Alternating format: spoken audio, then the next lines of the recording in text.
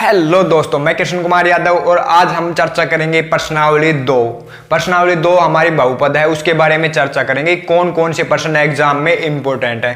ठीक है दोस्तों, देखो आपको मैं एक बात बताता हूं, आपको ये पूरा मैं विश्वास दिलाता हूं कि एक भी प्रश्न मैं जो बताऊंगा उससे बाहर नहीं जाएगा, पूरी प्रश्नावली पूरी बुक में। ठीक है दोस्तों, जो हमारी कक्षा 10वीं में नया सिलेबस लगा है एनसीईआरटी का, उसके एक भी प्रश्न बाहर से नहीं जाएगा। ठीक है दोस्तों, जो मैं आपको बताऊंगा उसमें से ही प्रश्न बनेंगे। ठीक है, देखो हमें क्या करना है, प्रश्नावली में जो जो इंपॉर्टेंट चीजें हैं मैं उनको बोर्ड पे बता रहा हूं। आप हम प्रश्नावली एक पढ़ चुके हैं, उसके इंपॉर्टेंट क्वेश्चन मैंने आपको बताए थे, क्या प्रश्न कैसे कैसे प्रश्न पूछ सकता है एग्जामिनर। ठीक है दोस्तों, लेकिन आपको एक काम करना होगा, आपको मन लगाकर पढ़ना होगा। ठीक है दोस्तों, क्योंकि इस बार आपके बोर्ड के एग्जाम है तो आपको बहुत ही मेहनत करनी होगी। ठीक है, जैसे मैं आपके साथ मेहनत कर रहा हूं आपको भी ऐसे ही मेहनत करनी पड़ेगी। ठीक है दोस्तों, आज देखिए प्रश्नावली हमारी जो दो है उसका नाम है बहुपद। अब बहुपद और हमारी पहली प्रश्नावली नंबर 1 थी, उसका नाम था वास्तविक संख्या। उसमें बहुत ही समानता है, वो भी मैं बताऊंगा कैसे आप उसमें दोनों में कैसे समानता है। ठीक है दोस्तों, आज हम बात करेंगे प्रश्नावली 2 जिसका नाम है बहुपद। ठीक है दोस्तों, प्रश्नावली हमारी जो 2.1 है उसमें कुछ भी प्रश्न नहीं है, उसमें प्रश्नावली 2.1 में से एग्जाम में कोई भी प्रश्न नहीं आएगा। ठीक है दोस्तों, एक भी प्रश्न नहीं पूछा जाएगा क्योंकि उसमें प्रश्न पूछने लायक है ही नहीं।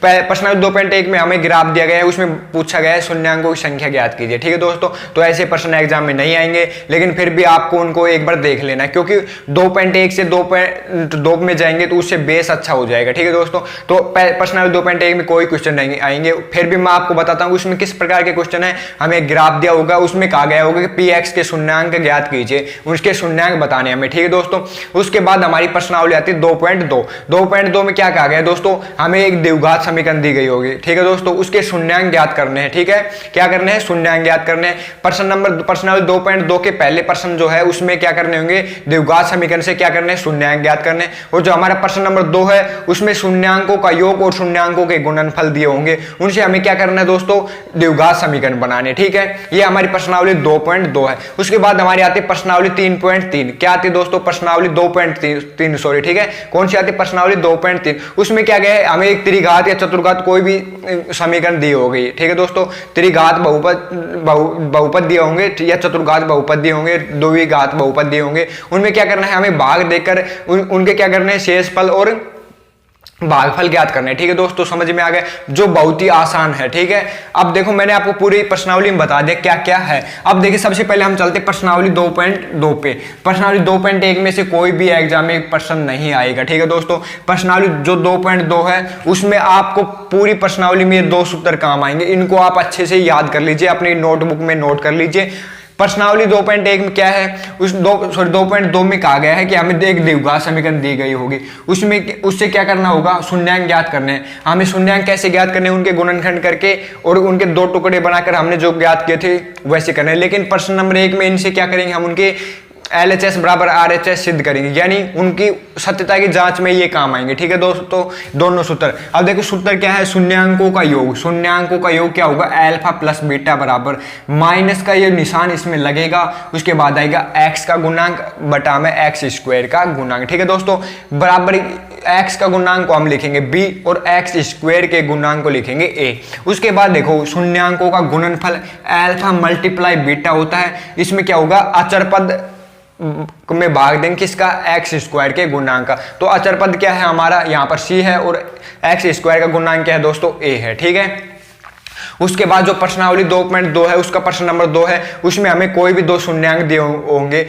उसमें क्या करेंगे, शून्यांकों से क्या बनाना होगा, हमें द्विघात बहुपद बनाना होगा। देखो दोस्तों, द्विघात बहुपद बनाने के लिए ये सूत्र काम में आएंगे। ठीक है, शून्यांकों का योग दिया होगा तो ये अल्फा प्लस बीटा लिख के ये मान रख देंगे। ठीक है, उसके शून्यांकों का योग लिख देंगे और गुणन दिया होगा तो गुणन लिख देंगे। ठीक है, बहुत ही आसान है, मैंने आपको पूरी प्रश्नावली बहुत अच्छे से समझाई है। ठीक है दोस्तों, एक बार उसको जाकर देखिए, अगर नहीं देखिए तो आपको बिल्कुल समझ में आ जाएगी कैसे क्या है। उसके बाद हमारी प्रश्नावली 2.3 है, उसमें ये प्रश्न काम आएगा, ये सूत्र काम आएगा जो प्रश्नावली 1 में भी काम आया था, भाज्य बराबर भाज्य गुणा में भागफल प्लस शेषफल। ठीक है दोस्तों, मैंने ये सूत्र आपको भाग देकर भी समझाया था कि भाज्य क्या होते हैं, भाज्य क्या होते हैं, भागफल क्या होते हैं और शेषफल क्या होते हैं। ठीक है दोस्तों, अब देखिए अगर प्रश्नावली एक जो हमारी वास्तविक संख्या है उसमें इस सूत्र को इस रूप में लिख दिया a बराबर बी क्यू प्लस आर, तो ये क्या होगा यूक्लिड विभाजन एल्गोरिथम, तो ये हमारी प्रश्नावली एक का सूत्र हो गया। ठीक है दोस्तों, अगर इस सूत्र को हम पी एक्स बराबर G X multiply Q X plus R X के रूप में लिख देंगे तो ये क्या हो गया, प्रश्नावली दो का सूत्र हो गया विभाजन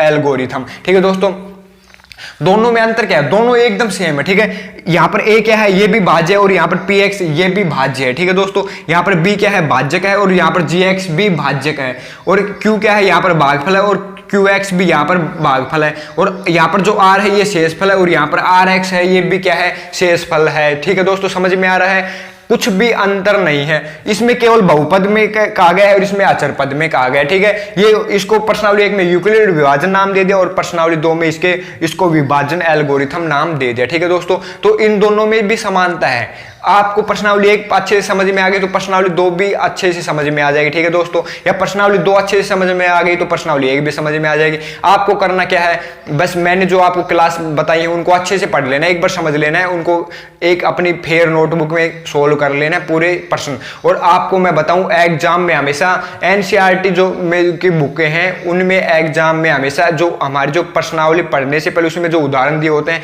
वो हमेशा एग्जाम में आएगा। हर प्रश्नावली में से एक एग्जाम्पल तो जरूर आएगा। ठीक है दोस्तों, एग्जाम में तो हमें एग्जाम्पल जरूर पढ़ने हैं।